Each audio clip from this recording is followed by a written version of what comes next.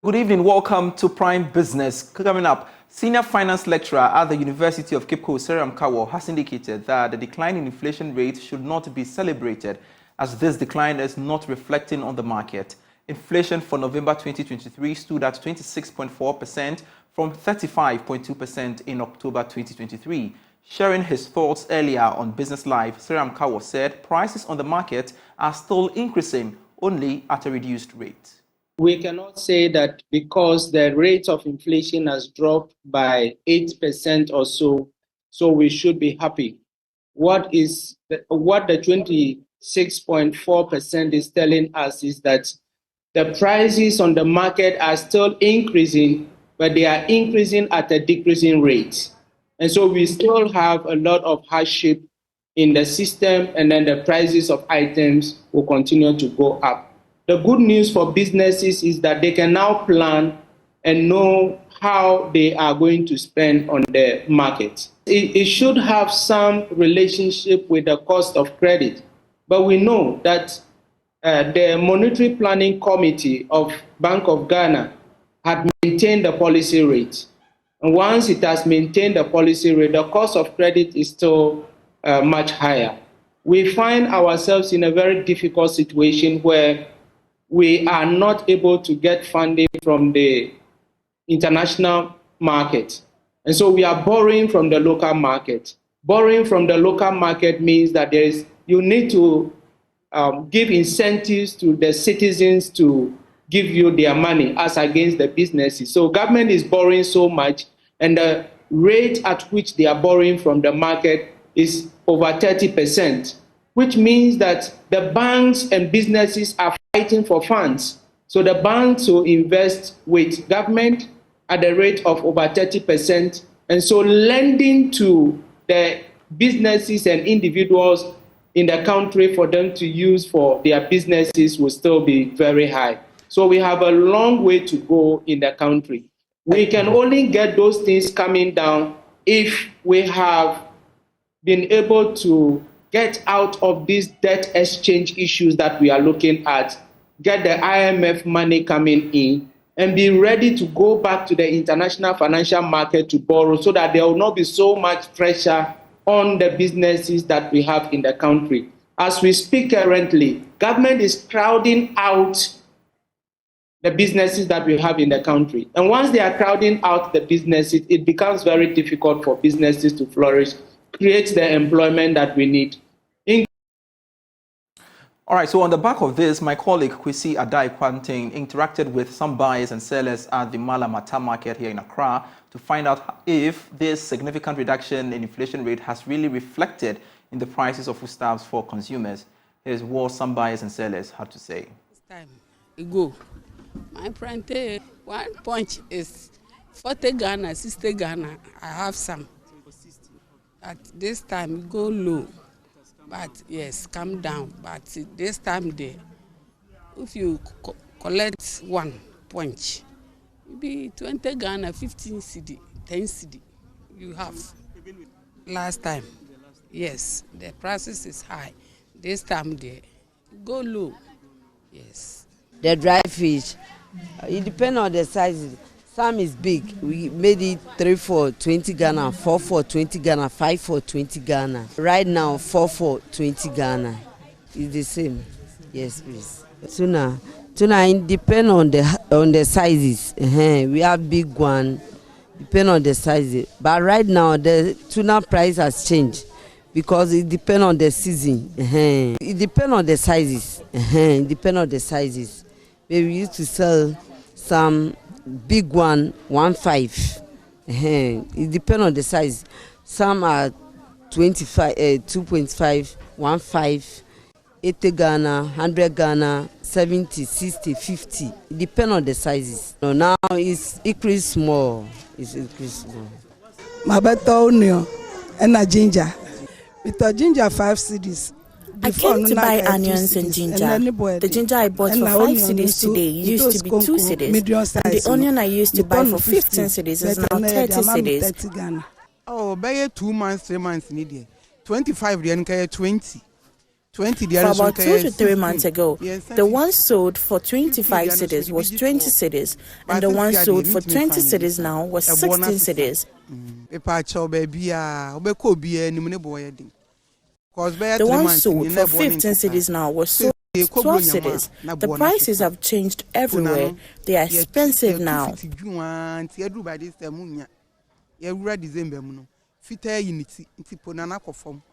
The oil is 30 cedi. The big one is 30 cedi, 15 cedi, 10 cedi, 5 cedi. It has come down.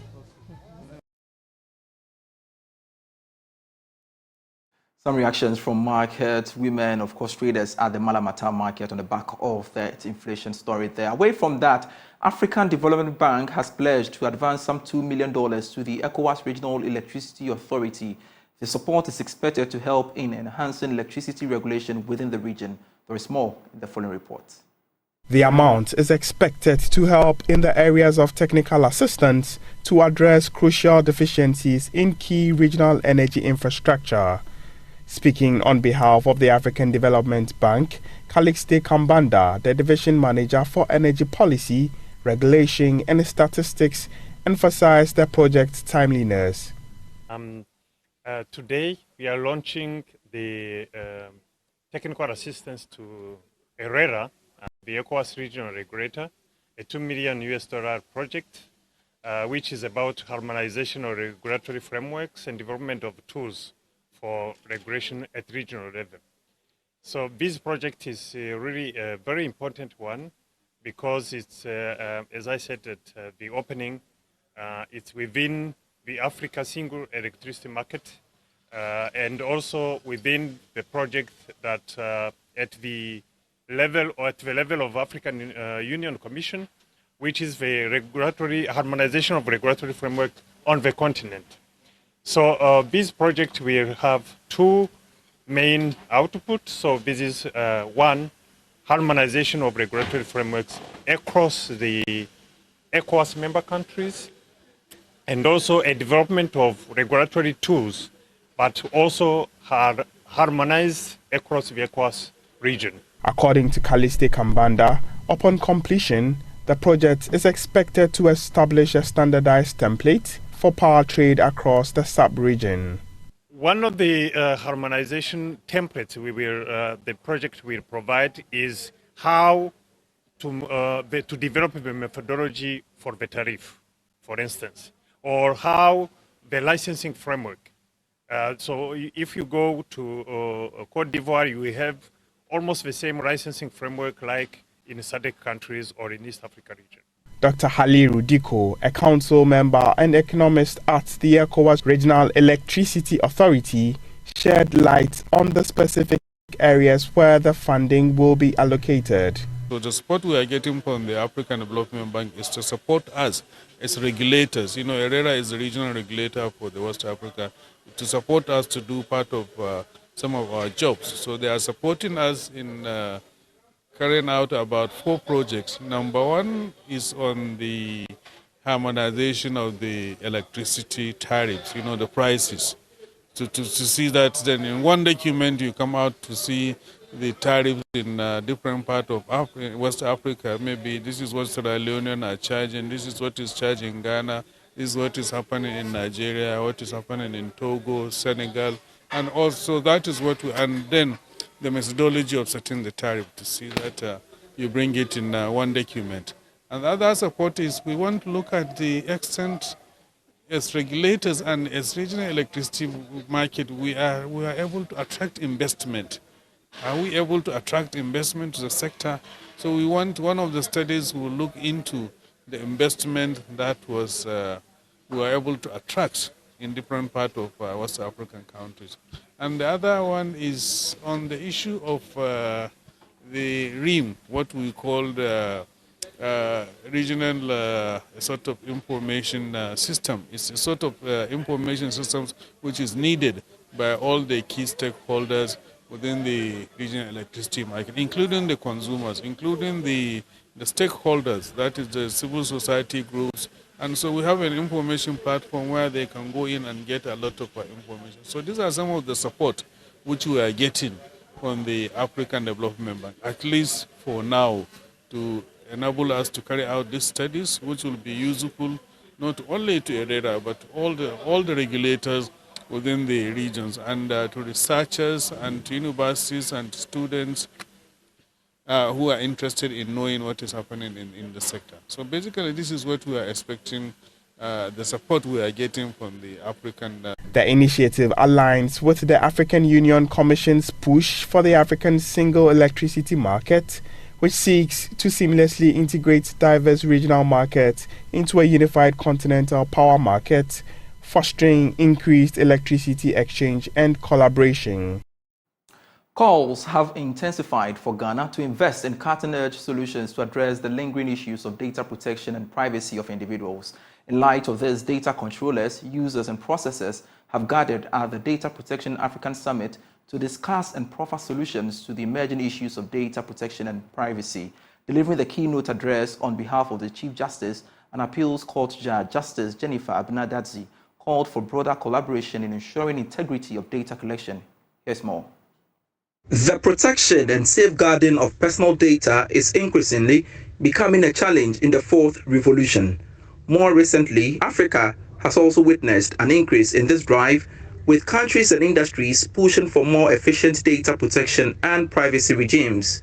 Advancing the cause of data protection and privacy in Africa, the annual Data Protection Africa Summit is being organized to discuss and proffer solutions to the emerging issues on data protection and privacy. Delivering the keynote address on behalf of the Chief Justice Gertrude Tokonu, an appeals court judge, Justice Jennifer Abena Dadzie, called for broader collaboration in ensuring integrity of data collection. We must invest in cutting-edge technologies that enhance data security. From encryption to artificial intelligence, these tools can bolster our efforts to ensure the security and integrity of data. However, our journey towards effective data protection oversight and accountability cannot be undertaken in isolation. African countries must come together, transcend borders, and share best practices. By fostering collaboration and cooperation, we can effectively, collectively address our challenges and build a stronger foundation for data protection in our continent. Speaking to Joy Business on the sidelines of the summit, Executive Director of Africa Digital Rights Hub, Teki Akwete, said the summit sought to explore relevant issues on data protection and privacy in Africa, taking into consideration the current ecosystem. Anytime there are opportunities to collect more information, people become wary and worried. How am I going to be protected and all of that? And with the advent of these technologies, it's inevitable that information will be collected. So the laws are there to push for more protections to be given to individuals whose information is collected. And I think it's extremely important, especially in our part of the world, as we're embracing these technologies, to also start thinking around these issues and how we can make sure that people are adequately protected in our countries. Meanwhile, key thematic areas the three-day summit will be focusing on are generative artificial intelligence, data transfers across Africa, data protection and ID systems in Africa, as well as digital trade and data protection under the African Continental Free Trade Area Agreement. For Joy Business, Pius Kojobaka. More within the space, telecom giant MTN Ghana hopes to train 100,000 youth in digital skills by 2025 through the MTN Skills Academy platform. This was disclosed by the Chief Corporate Services and Sustainability Officer at MTN Ghana, Ajua Wiafe. Speaking at the launch, she explained that the move will offer skills which will equip the youth for the job market and reduce the unemployment rate in the country. Here's more.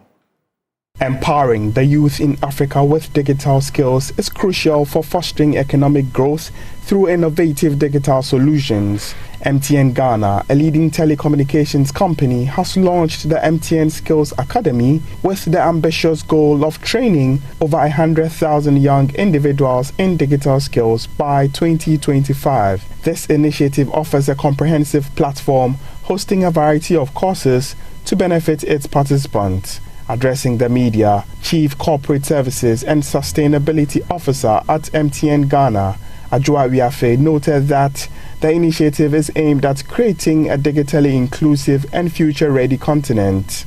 Digital skills gap in the country, as we know, the world is becoming more and more digital. Technology is taking over in our workplaces, even in schools, and so we want to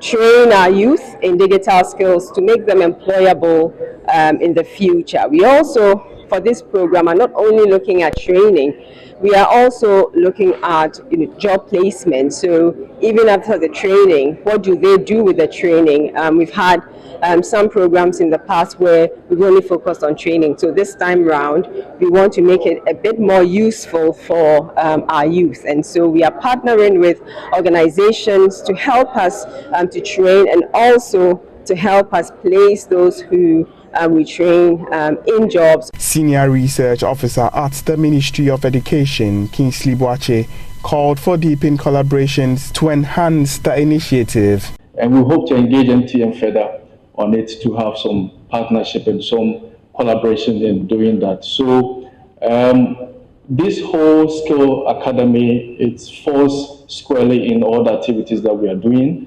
And I would like to say that the ministry is willing to collaborate with MTN further to see how best we can tailor-make some of the solutions on the platform for the students. On his part, Dr. Stephen Nwole, CEO of Ubuntu, noted that the initiative will bridge the unemployment gap. We should take up the unique opportunity to leapfrog traditional developmental stages and establish ourselves firmly in the global digital economy. By focusing on digital skills and technological innovations, we can create a plethora of new job opportunities, thereby addressing the employment gap. The key to unlocking this potential lies in empowering our youth. The MTN Skills Academy platform will offer free courses for patrons and also facilitate job placement opportunities for trainees. Watching Prime Business. Head of the Center for Settlement Studies at the Faculty of Built Environment of the Kwame Nkrumah University of Science and Technology, Professor Divine Ahaji, has indicated that Ghana's structural and engineering approach to addressing natural disasters should be relooked at. According to him, Ghanaians must learn to live with a perennial flooding situation in the country. He explained that community engagement is the way forward in dealing with floods which have become a global phenomenon. Well, he spoke to Joy Business at the Africa Continental Engineering and Conference. The summit was to explore the advanced technologies within green building technology to ensure sustainability. Professor Haji said Ghanaians must learn to live with the perennial flooding situation in the country. In the 21st century approach to flood risk management is what we call learning to live with water. So it means we have gotten to a stage where Ghana has to accept that flooding is with us, and we need to know how to help the communities to adapt and learn to live with water. And that is where these technologies come in handy, especially if you look at using computers for simulation. That's one aspect which might be more sophisticated.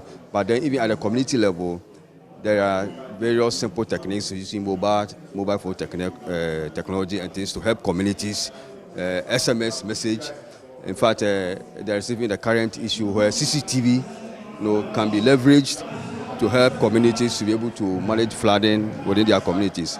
But on a larger scale, one area that is becoming more prominent is the use of virtual reality, where you can use to simulate to understand how flooding is going to impact on communities and how it will help you in preparing to manage the situation. Former president of the Ghana Institution of Engineering, Engineer Kalian Bushidid, said using green building materials helps to lower the adverse impact on our environment while adding to the necessary preservation of diminishing non-renewable resources. So sustainability talks about having infrastructure built to last, to be reusable, not to emit, too much carbon and so on in the process. And also building spaces that welcoming for people that are not harmful to the environment and so on. So using how we do that, we are talking in this conference about using technology, what is referred to as digital twin technologies.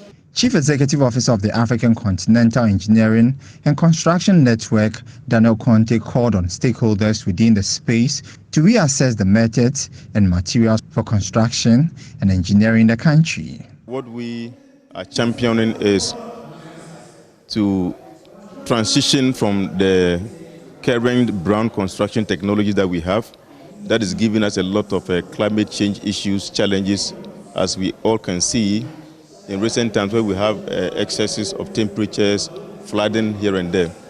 So the only way we can change that or to prevent that is to go back to the drawing board, and that is where we talk about green building or sustainability in the building and construction industry. The event was under the theme Integrating Sustainable Built Environment Industry for Socio-Economic Transformation through the use of digital twin technologies.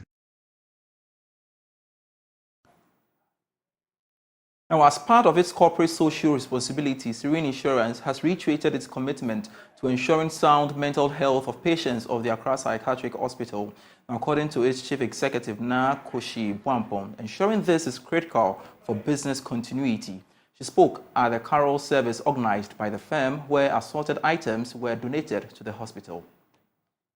Ensuring a sound mental health of workers is critical to the growth of the economy. In view of this, Serene Insurance has refurbished and donated assorted items to the Accra Psychiatric Hospital. The donation, which was marked by a carol service amidst dancing, was attended by staff, management, as well as the executive chair of the First Sky Group. Mercy Nakoshi Bwampong is the chief executive of Serene Insurance. Our company, Serene Insurance Limited, has always believed in the power of giving back to our communities. Today, we have come together not only to celebrate the season of joy and love, but also to fulfill our social responsibility towards our immediate community.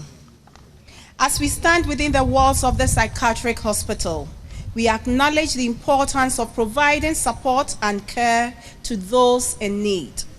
Mental health is crucial to our overall well-being. Executive Chair of First Sky Group, Eric Sedi Kutoche, pledged the company's support to the Accra Psychiatric Hospital. To the appeal by the medical director, by way of making a passionate appeal to all Serene Insurance staff, that starting 1st January,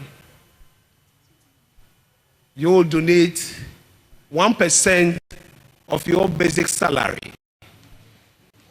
every month for the next 2 years. That will lead to the provisions of at least a potable water, food, a sanitary for this inmate, so that there will not be any point in time that these, our brothers and sisters, will lack these basic needs in this facility.